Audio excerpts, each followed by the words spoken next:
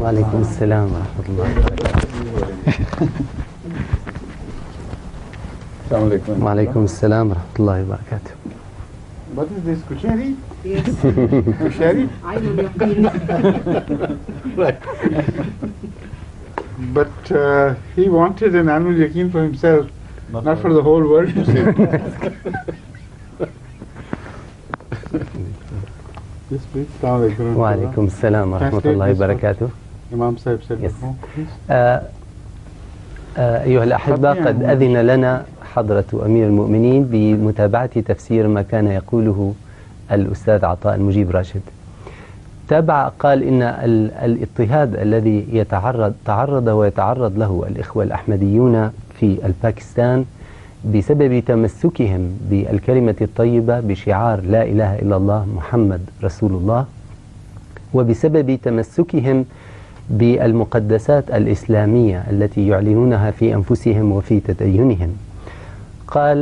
قال حضرته إن هذا رغم أنه يشكل بالنسبة إليهم معاناة يتألمون ويعانون كثيرا بسببها، إلا أنها تشكل في نفس الوقت عندهم نوعا من الفرح عندما يذكرون بأن هذه كانت سيرة صحابة رسول الله صلى الله عليه وسلم الذين عانوا بسبب إيمانهم عندما تمسكوا بكلمة لا إله إلا الله. ونذكر جميعا القصة المشرفة العظيمة لبلال الحبشي الذي قد عذب بالذات من أجل أن يمتنع عن إعلان أحد عندما كانوا يعذبونه على الأرض على الرمال الحارقة في الصحراء ويضعون الصخرة الحارقة على صدره ليمتنع عن قول لا إله إلا الله وليمجد آلهة المشركين، فلم يمتنع أبدا، وكان كلما ضرب وعذب يتابع قائلا أحد. ربما في العالم العربي لم يعرفوا الكثير عن المعاناة التي عانتها وتعانيها الجماعة الإسلامية الأحمدية هناك، ولكن يكفي أن تعلموا عن القرار الحكومي من ضياء الحق الذي صدر يمنعهم من الظهور بأي مظهر إسلامي، وإلى حد أن كلمة لا إله إلا الله محمد رسول الله إذا قالها المسلم الأحمدي كانت تعتبر أو ولا زالت تعتبر جريمة يعاقب عليها ويدان بها، حتى عرف الأحمديون بأنهم أهل لا إله إلا الله. لو تصورنا هذا الواقع نجد أنه يصعب على العقل المتحضر الحديث أن يصدق بأن المسلمين أو الأمة الإسلامية قد وصلت إلى هذه المرحلة من الهمجية ومن الجاهلية إلى حد يكاد يفوق الخيال في عصر تتباهى فيه الأمم الغربية غير الإسلامية بأنها تعطي حرية المعتقد وحرية الفكر وتصون حرية المواطن الخاص في كل مكان. But it seems that you are very angry with what they do, huh? Because I pity them. I think they couldn't do anything else. Because when I explain to you why, then you'll know that there was no alternative for them but to do this. You know, I remind you of the tradition of Hazrat Aqdas Muhammad Rasulullah sallallahu alayhi wa sallam, when he said that my ummah would also get split into 72 sects, like the Jewish ummah was split. And the 73rd Jama'ah will be the heavenly Jama'at, which will earn paradise. One of the present inquired from him, who would those be? Those lucky ones, that Jama'at, who will be fortunate enough to be 1 in 73 to have earned the favor of Allah? How would we recognize? What a wonderful question, but how difficult to answer, isn't it? 73 now, one is added to the 73. All calling themselves to be Muslims. Everybody saying La ilaha illallah Muhammadur Rasulullah. Right? Everybody sharing the fundamentals of Islam. though differing in so many things, but also in fundamentals. But they call these are fundamental. They say, no, ours are fundamental, and so on. How could you recognize one with absolute certainty that this is the one who is true Muslim, who will go to heaven as promised by the Prophet of Allah sallallahu alaihi wasallam? Can you find out a way? Now, let me ask the same question in another way. There is a basket full of eggs. 72 are not only bad eggs, but they're poisonous, they're deadly. Only one is the right one, which is healthy and clean and good eating, a wholesome eating. The qualities, I mean, it is a wholesome egg. And the problem is that you must pick one for yourself. You must. You have no choice. And you must also pick the right one. So every time the basket is offered to one after the other to people, another healthy egg is added if that is picked up before. And everybody, it goes on moving. All right, pick your egg and have the right one.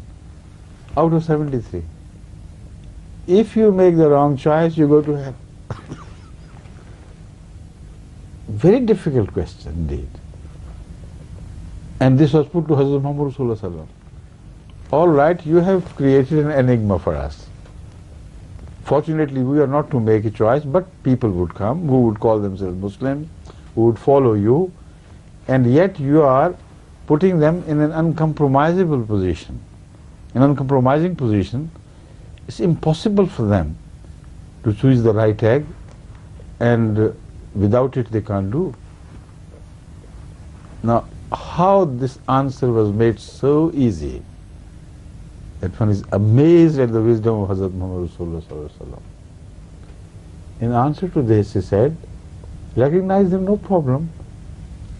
They will be on the position Ma ana alayhi wa ashabi, at which you find me and my companions.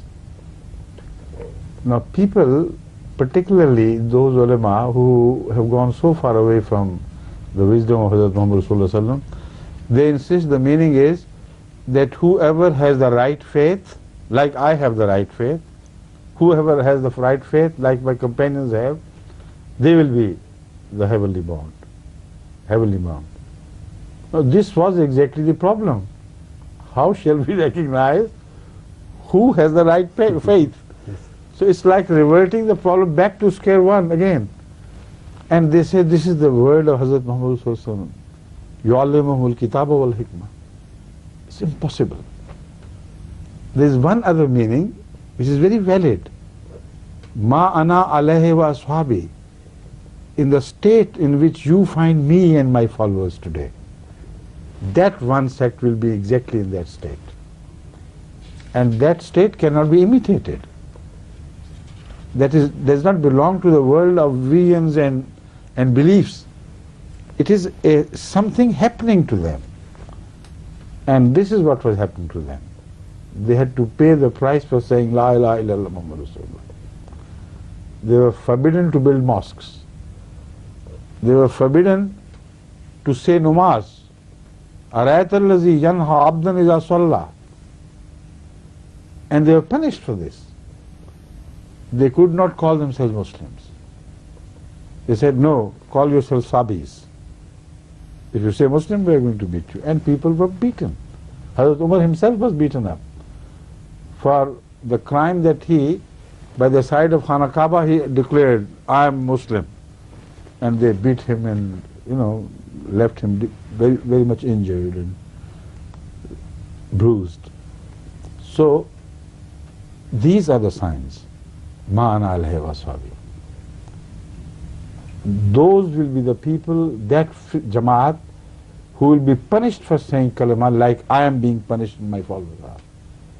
Those who will be deprived the fundamental right of calling themselves Muslims. Those who will be deprived of the fundamental right of building mosques for worship.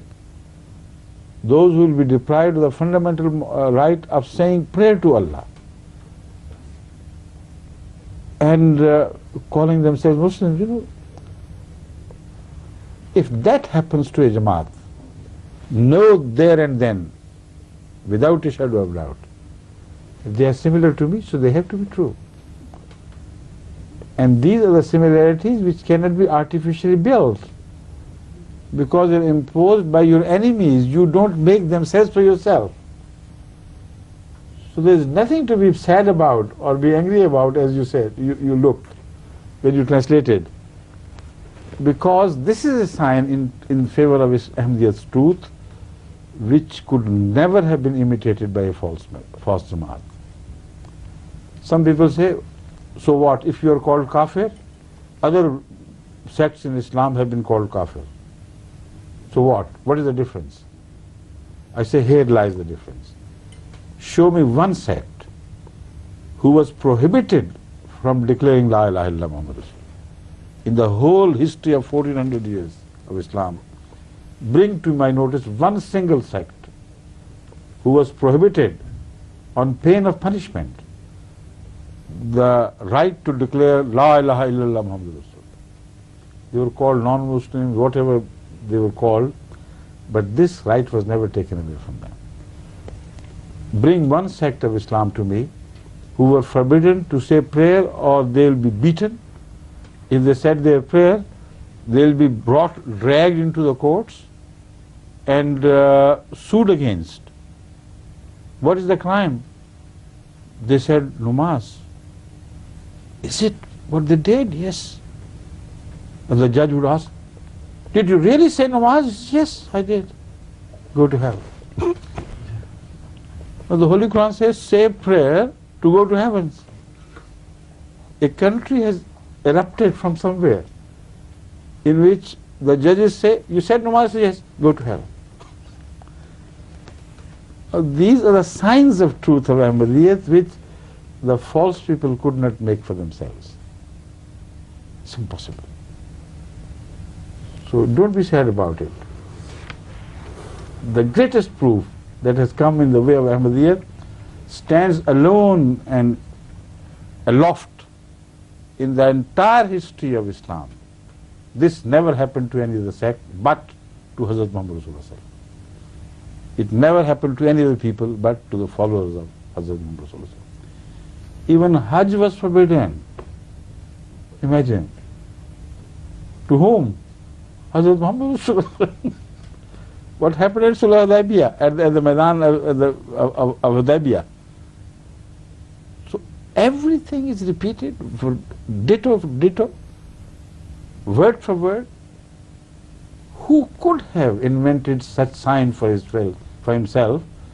It was not within the power of any false man or false community to convince every other to start behaving like Quraysh Makkah. To them, in the capacity of the recipient, on the receiving end, from the cruelties of these people around them. Nobody can accept. So the greatest sign in favor of Ahmadiyyat has dawned. I don't know what the people are waiting for. Right? لاحظ حضرة أمير المؤمنين أسلوبي في الشرح، ربما لم انتبه لنفسي، وقال لي تبدو غاضبا وأنت تعلن عن هذا الاضطهاد الذي يقع بالأحمديين في باكستان. لماذا أنت غاضب؟ إنني أنا أشفق عليهم بدل من أن أغضب عليهم، ولأنه حضرته بين أن من خلال هذا الاضطهاد نستطيع، أو بين أن الأحمديين يستطيعون أن يظهروا علامة جديدة وبرهانا صادقا يؤكد على أن الجماعة الإسلامية الأحمدية هي الجماعة الحقة. وذكر حديث رسول الله صلى الله عليه وسلم الذي قال فيه ستنقسم أمتي إلى 73 فرقة كلها في النار إلا واحدة.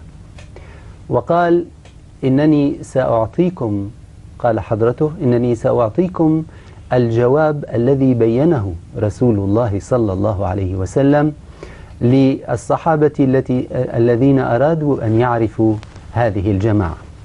قال عند السؤال عن هذه الجماعة، عند السؤال عن هذه الفرقة، وكان هذا السؤال يشكل تحديا صعبا، لأن الصحابة أرادوا أن يعرفوا من هي هذه الفرقة التي تكون ضمن 73 فرقة، وكيف يمكن أن تعرف. الفرق الإسلامية اليوم كلهم يقول لا إله إلا الله، وكلهم يقول نحن نشارك بالإسلام ونشترك بمفاهيمه، فكيف يمكن معرفة الجماعة الحقة معرفة اليقين؟ قال حضرته لنضرب مثلا نبين فيه صعوبة السؤال بشكل آخر، فقال لنفرض أن هناك سلة مليئة بالبيض الفاسد، وهناك فيها بيضة واحدة فقط هي البيضة الصالحة للأكل، والبيضات الأخرى ليست مجرد فاسدة وإن لكنها مسمومة أيضا، وقد تودي بصاحبها إلى الموت. في باسكت. How do you say في basket? سلة. Huh? في سلة. في سلة. I see. نعم. I didn't understand this word. نعم في سلة. Yes, sir. وإذا كان عليك أن تختار فقط بيضة واحدة، ويجب أن تكون هي الصحيحة، وإلا لا أخذت البيضة السامة وكانت فيها نهايتك، كيف يمكنك أن تعرف ذلك؟ تصور أن هذه السلة تدور على عدد من الحاضرين، كل واحد منهم يجب أن يأخذ البيضة السليمة. قال هذا أمر غاية في الصعوبة. يقول مثل هذا السؤال الصعب وجه لرسول الله صلى الله عليه وسلم، ولكن تبين من خلال جوابه عليه الصلاة والسلام بأن معرفة الجماعة الحقيقية أمر في غاية السهولة وليس فيه هذه الصعوبة. أجابهم جوابا لو تفكر به المسلمون قاطبة في جميع أنحاء الأرض لعرفوا الفرقة التي عناها رسول الله صلى الله عليه وسلم، والتي تسمى بالفرقة الناجية، التي تكون في رضا من الله عز وجل، والتي ستكون من أهل الجنة بإذن الله. ماذا كان جوابه عليه الصلاة والسلام؟ كان جوابه الذين هم على ما أنا عليه وأصحابي. And Huzur, I remember there is another in sayings it says ويقال لهم الجماعة. He himself said. He said, yes, he. I said it, but perhaps you missed the point. He said that will be 73rd. The Jews were divided earlier into 72 sects. Like the Jews, my ummah will also get divided, split into 72 sects. كلهم في النار إلا واحدة وهي الجماعة. وهي الجماعة. Yes. No. So And then he also said, I don't remember the Arabic word, but he said it will be the 73rd. No. So the Jamaat is not one of the 72. This will be created afterwards. And Did he mention the number? of The course, 73rd? Of course, and We don't know 73rd. about this. Definitely. Mm. He also mentioned 73rd number. I mean, he said it literally. Yes, he said yes, 73. Oh yes, 73 literally. Well, I'll read Yes, from this. The full hadith. Yes, please. عن عبد الله بن عمرو رضي الله عنهما عن عبد الله بن عمرو رضي الله عنهما قال قال رسول الله صلى الله عليه وسلم لا يأتين على أمتي ما أتى على بني إسرائيل حظوا النال بالنال حتى إن كان منهم من أتى أمه علانية لكان في أمتي من يصنع ذلك وإن بني إسرائيل تفرقت على 72 ملة وتفترق أمتي على 73 ملة. Literally. نعم. على 73 ملة كلهم في النار إلا ملة واحدة. So that is to say 73 the first ummah was split into 72 sects. My ummah will be exactly like them, except, or an additional information is, they will be divided into 73 sects, kulluhum fin nari illa millatan wahida. When he said that, qalu man hiya ya Rasulullah, qala ma ana alayhi wa ashabi. That was a simple answer. Yes, I understand. Number 73 they know with the Arab, but they don't consider the last number to be that. I'll tell they you. they only think one of it of them. No, I'm going to explain. Yes. It is within it. And within, yes, in the meaning, yes. Yes. Yes. I'll explain. Yes, please. Then you come back Yes, to it. yes, why not? It's so simple to understand. When he said the Jews will be divided into 72, that was one claim. The second claim, or the first claim before this was, my ummah would follow them like a shoe is similar to the other shoe. Okay? Yes, I understand. And now you understand, despite that, he claims my ummah would be divided into 73 sects. How can you call it complete similarity? No. It's No, not of complete course, similarity. no. If there are 72, then this is 73. Yes. They also became 73 at the time of Jesus' advent. So it is a deviation from the wrong. No, When when Jesus came, Yes. then what he created was also of the ummah of Hazrat Musa. Yes.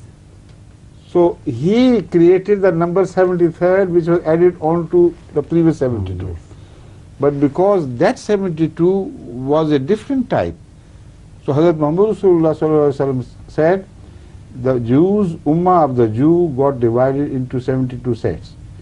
Yet they are so similar to my ummah, they would be so similar as a shoe is similar to the other of the same pair. Then he said, so my ummah will also get divided into 73 sects. So people don't understand Yes, it's clear. that 72 are the rejected ones. Yes. The Has to be like 73rd that. is the last one added upon them. So it was actually 73. Yes. Yes. You see? Right. Excellent. Because when Jesus Christ came, he did not create a new religion. No. Everyone knows that according to the Holy Quran, he was also a follower of Moses and the follower of the book of Torah.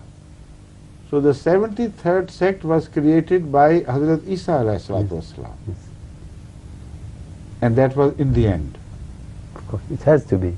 And because Hazrat sallallahu alaihi wasallam himself has prophesied the advent of Isa alayhi salam here, or Jesus Christ, or Christ, or Messiah, right? Yes. Now, logically, it is impossible to think of the sect between lost within the Yes. sects Yes. and not to come at the end. Yes.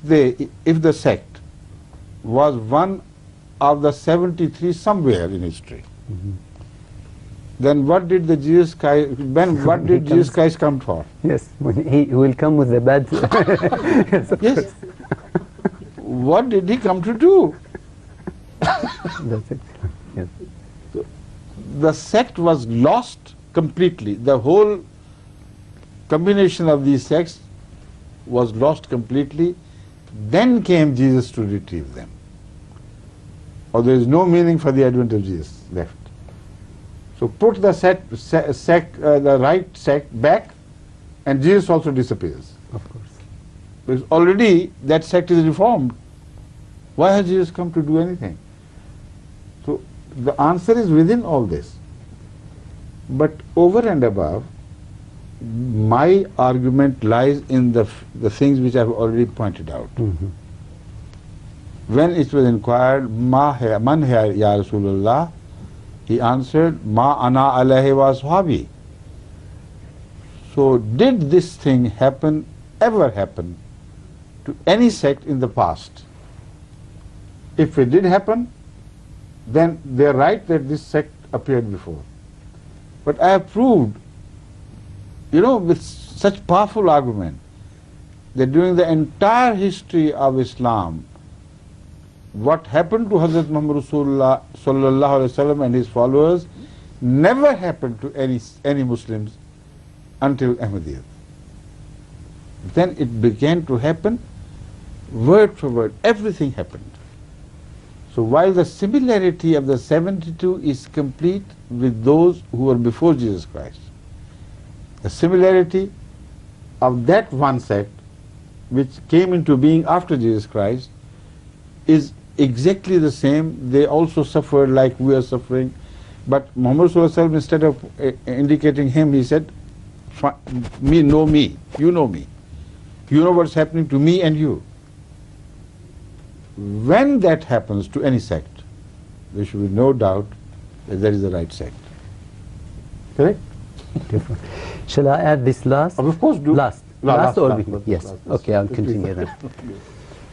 في الواقع هذا الحديث الأخير فيه بشارة كبيرة وعظيمة للأمة العربية وأيضا تحذير، إلا أننا سنضيفه بعد شرح ما تقدم بيانه. إذا كان في جواب الرسول صلى الله عليه وسلم الذين هم معنا ما أنا عليه وأصحابي وهم الجماعة، كان في هذا الرد من الرسول صلى الله عليه وسلم بيان الفرقة الناجية كما يقولون ويسمون وما يعرفون. نعم، المشايخ يقولون بأن كل فئة تستطيع أن تقول نحن الفئة الناجية، ومثلا ويعتبرون أن شرط ذلك هو الإيمان.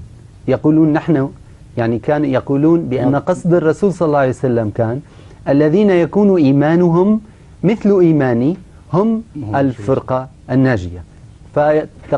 يقولون أصحاب هذه الفرق نحن إيماننا مثل إيمان الرسول صلى الله عليه وسلم.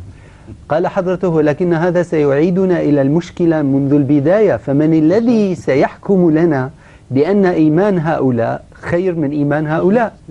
لن نستطيع أن نعرف، وبذلك يكون وكأن محمدا صلى الله عليه وسلم لم يشر إلى الفرقة الناجية ولم يبينها، ونكون قد ضيعنا هديه ودلالته الهامة جدا على الفرقة الناجية التي سننجو بها جميعا نحن كمسلمين في الزمن الأخير. في الواقع قال حضرته ليس من سبيل لمعرفة الفرقة الناجية إلا سبيل واحد، وهو أن نعرف كيف كان وأمر الصحابة وأمر رسول الله صلى الله عليه وسلم الذين أشار هو عنهم الذين هم على ما أنا عليه وأصحابه. بهذا يصير الطريق سهلا ويمكن المعرفة. من المعروف بأن محمدا صلى الله عليه وسلم وصحابته قاموا يعلنون بأنه لا إله إلا الله محمد رسول الله، فتصدى لهم كفار قريش، وأول ما أرادوا أن يمنعوهم عن هذه الكلمة، أرادوا أن يعاقبوهم، وعاقبوهم فعلا.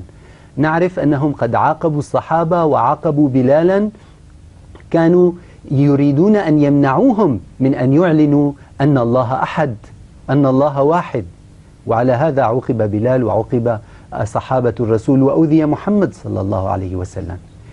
إذن علينا أن ننظر إذا كان هناك في العالم الإسلامي الآن، إذا كان هناك جماعة تعاقب على إعلانها لا إله إلا الله محمد رسول الله، نستطيع أن نقول أن هذه هي في هذا الأمر على ما كان عليه محمد صلى الله عليه وسلم وأصحابه. يقول حضرته هاتوا لي جماعة واحدة من بين جميع الفرق الإسلامية وعبر التاريخ الإسلامي كله، وأشيروا إليها وقولوا هذه قد عوقبت على التوحيد. ستجدون، فعلا ستجدون، ولكن لن تجدوا إلا الجماعة الإسلامية الأحمدية التي تمنع ما زالت وإلى الآن تحارب وتعاقب على مجرد إعلان لا إله إلا الله محمد رسول الله. لقد عوقب صحابة رسول الله صلى الله عليه وسلم على إعلان إسلامهم وعلى التوحيد، والجماعة الإسلامية الأحمدية أيضا تعاقب وتعذب في الباكستان على إعلان الإسلام وإعلان التوحيد. منع صحابة رسول الله صلى الله عليه وسلم من الصلاة، وأيضا يمنع المسلمون الأحمديون في الباكستان من إقامة الصلاة الإسلامية. مثلا يؤتى بالمسلم الأحمدي باعتباره مجرما، يجر به إلى القاضي، يقولون يجب أن تحاكم هذا المجرم. ما هي تهمته؟ يقولون إن تهمته أنه قد صلى الصلاة الإسلامية. يسأله القاضي: اعترف بجريمتك، هل قد صليت الصلاة الإسلامية؟ يقول: نعم. يقول: إذن اذهب إلى الجحيم، ويأخذونه إلى السجن. ويأخذونه إلى السجن، في حين أن الله يقول إن الذي يصلي صلاة خالصة إسلامية خالصة يذهب إلى الجنة ويذهب إلى رضا الله. الأمر قد يبدو مضحكا، ولكن هذه هي الحقيقة، الحقيقة الذي يعرفها الجميع، وإن لم يكونوا يعرفوها فيجب أن يعرفوا عنها لأن فيها خيرهم. See, the punishment for declaring La ilaha illallah Muhammad Rasulullah has now been raised to death. If an Ahmadi is found guilty of declaring openly that there is no God but one and Muhammad Rasulullah sallallahu alaihi wasallam is a servant and prophet, the punishment in Pakistan would be, if strictly applied. Fortunately, it's not strictly applied because there's something which even the worst judges can understand, you know, this is unbelievable. So they look elsewhere, you know. The police officers, when it's brought to them, most often, the sensible people, they say, all right, we are not going to book him for this. This is no crime. But anyway, technically, legally speaking, if an Ahmadi is found guilty of declaring La ilaha illallah Muhammad Rasulullah, the penalty for that is death by hanging. This is what the things have come to. And the point is, the punishment of death was meted out at this crime only to the followers of Hazrat Muhammad Rasulullah. They actually died. You know, if that lady was pierced. Ali Yasser. That's. So there are many who died suffering from this. One lady was kept standing in this hot sun, wearing armor, heavy armor, metal armor, you know. And imagine how she must have suffered till her last. So these are the things which, similar things, punishments, are being repeated today in case Ahmadiyyat for the crime of saying kalima. The whole middle history of Islam is empty of this. Either you see this happening at the beginning or at the end. So what other proof do you want that it was to happen at the end? You know? Saying that this penalty has been raised means that the Ahmadis did not stop saying La ilaha illallah. They still do not. They still do not stop. That's why it was raised. Otherwise it would have... was raised, and many against whom the sword is hanging over their head, and the judges deep inside, I think, believe that it's extreme cruelty. So they keep on, dilly-dallying, postponing the judgment and so on and so forth. And sometimes Ahmadi judges, Ahmadi lawyers, technically prove the case to be false. Not that Ahmadi, the convict, or the person who is against whom the case has been launched, he says, no, I don't believe it. He never says that. Not once. But Ahmadi lawyers, out of their clever practice, they have gained the technique of, without coming to the central issue, to have it dismissed on legal grounds. And fortunately, those legal grounds are plentifully available there. Because when they say some Ahmadi has said Kalima La ilaha illallah in public, they always create false testimony and false witnesses. So the liars are always caught, So this is how Ahmadi lawyers save the Ahmadis from being condemned to death. They cross-examine the witnesses and they prove to the court they are liars, they were not there at the time. So that is how these cases are dismissed. But there are some who are suffering in the prisons of Pakistan for the last 2 years or more, awaiting the judgment, because the bails are rejected. Because it's a very serious crime. How can we have bail? What guarantee there is for you saying it again? Amazing. How will they answer God if the same Ahmadi, released from the prison on bail, again declares La ilaha illallah Muhammadur Rasulullah? If there is one single example of people going mad, stark mad, ever in the history of religion, this is the example. بين حضرته بأن العقوبة حاليا ارتفعت في الباكستان على جريمة قول لا إله إلا الله محمد رسول الله، ارتفعت من الناحية القانونية والتشريعية إلى حد الموت شنقا، القتل شنقا. وقال هذا ما يعاقب عليه المسلم الأحمدي الذي يتم البرهان على أنه قد قال لا إله إلا الله محمد رسول الله. ويقول وأكد بأن هذا لأن الأحمديين لم يمتنعوا أبدا رغم العقوبات ورغم التشديد ورغم التهديد ورغم القتل والضرب والمعاناة وتهديم المساجد، وحتى أحيانا وصلوا كما سمعت إلى نبش القبور وإلى الإساءة في كل الجوانب الممكنة.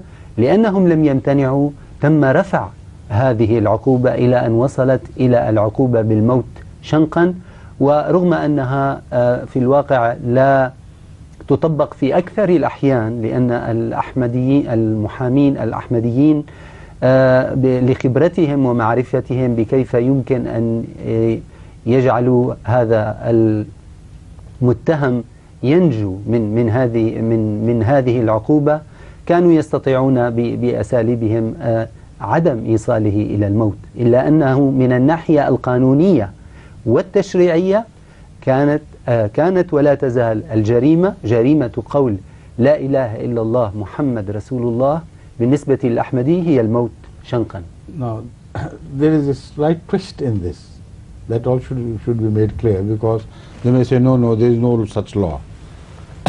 They have made another law.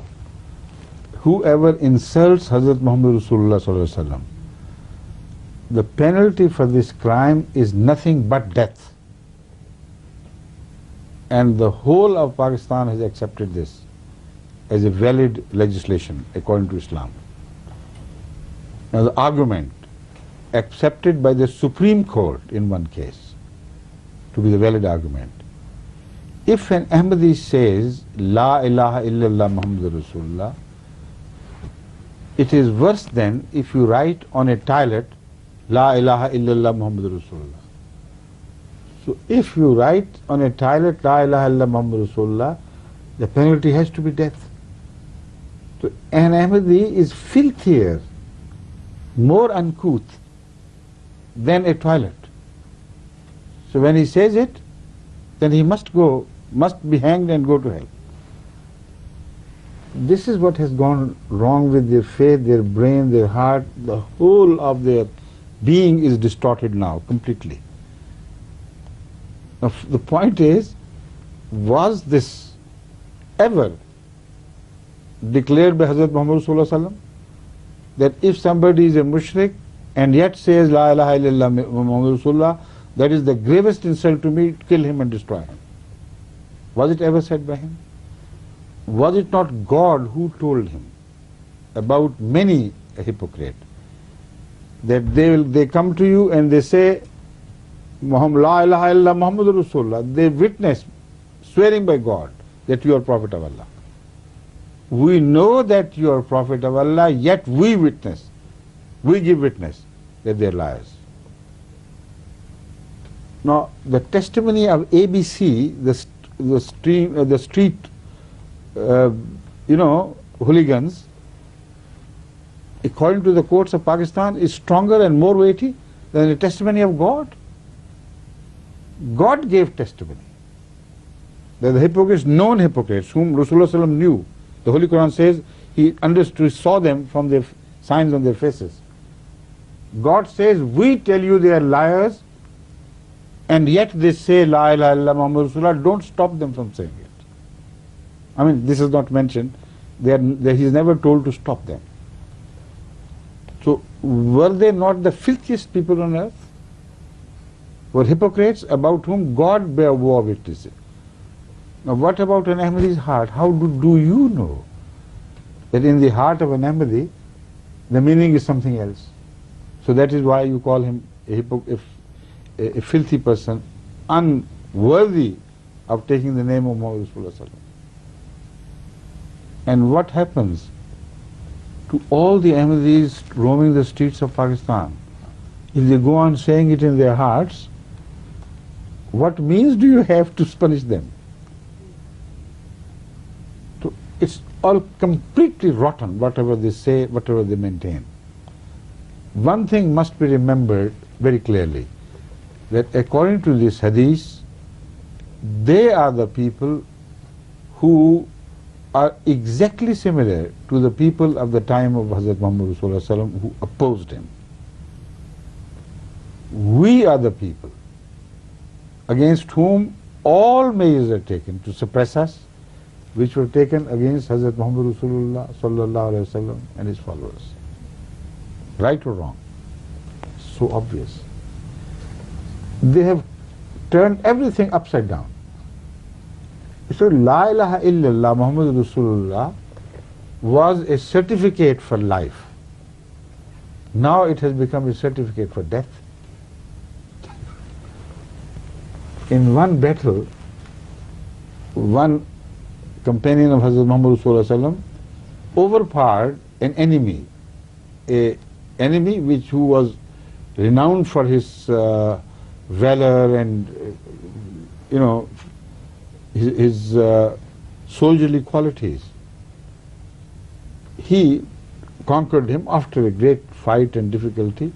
When he was about to stab him to death or sever his head, he said, La ilaha illallah Muhammad Rasulullah. No, not Muhammad Rasulullah. He only said, La ilaha illallah. And he still murdered him. When it was reported to Hazrat sallallahu alaihi wasallam, the reporter himself, the narrator says, I have never seen Muhammad Rasulullah so angry in my life as when he heard this episode. In one of the narrations he says, I wished I had never not become Muslim before this. In another he says, he turned to me and said, what will be your answer when his La ilaha illallah would stand witness against you on the day of resurrection? Yawm Hashar, What will be your answer? So according to Hazrat Muhammad Rasulullah, even if a mushrik, he was a mushrik till that time, declares La ilaha illallah to save his life apparently, at a critical moment, still you have no right to kill him. And they say, no, we have. What right Muhammad Rasulullah was denied by Allah, we have gained. How did they gain? Allah knows best. But they say, now the laws have changed in Islam. Whoever says La ilaha illallah, if he happens to be an Ahmadi, he must be murdered. Now, they may mix up the issue by misleading you, by saying, for every Muslim it's okay, but one who is a non-Muslim, it is an insult to Hazrat Muhammad Rasulullah to say La ilaha illallah Muhammad Rasulullah. Now, where have they invented it from? Where is it written in the Holy Quran or the traditions that a non-Muslim cannot declare God is one? The Quran came for this purpose. Muhammad Rasulullah came for the purpose of declaring the unity of Allah and to declare His own truth. So they have invented a new law. They say, we have changed the Quran. They are changing the Quran. Whoever does it, if he is not truly Muslim, this is their argument. All right. If somebody is not truly Muslim, should he be murdered? If so, why do you wait for him calling La ilaha illallah Muhammad Rasulullah? When he says La ilaha illallah Muhammad Rasulullah, only then the case will become doubtful. He may be Muslim, may be turning into a Muslim. Otherwise, how can he enter Islam? You shut this door and tell us how can he jump the wall without going through the gate of La ilaha illallah Muhammad Rasul. I tell you, they're utterly mad people. And such criminals in the history of religion were never born before. Search the history and you will not find one. But if the time is over, what shall we do? 5 minutes. Pack whatever you can in 5 minutes. Yes. And the rest, inshallah, next time. inshallah. Okay? أضاف حضرته على الأسلوب الذي حاولوا في باكستان أن يمرروا من خلاله هذه الجريمة هذه التهمة لكي تبدو التجريم بها منطقيا. فقال إنهم يعتبرون إن إهانة محمد صلى الله عليه وسلم بالاعتداء عليه بشكل من الأشكال المهينة هذه العقوبة تستحق قتل صاحبها بالموت أو تجريمه بالموت. ولذلك هم يعتبرون بأن الأحمديين عندما يقولون لا إله إلا الله محمد رسول الله هم لا يقتلونهم لأنهم يقولون هذه الكلمة، ولكن لأنهم بقولهم هذه الكلمة يهينون الرسول صلى الله عليه وسلم. وضرب مثله حضرته مثلا بأن هذا الأمر مثل الذي مثلا يكتب مثل هذه الكلمة. هم يقولون نعم هم يقولون بأن هذا الأمر يشبه الذي يكتب كلمة لا إله إلا الله على أماكن النجاسات والمراحيض والعياذ بالله.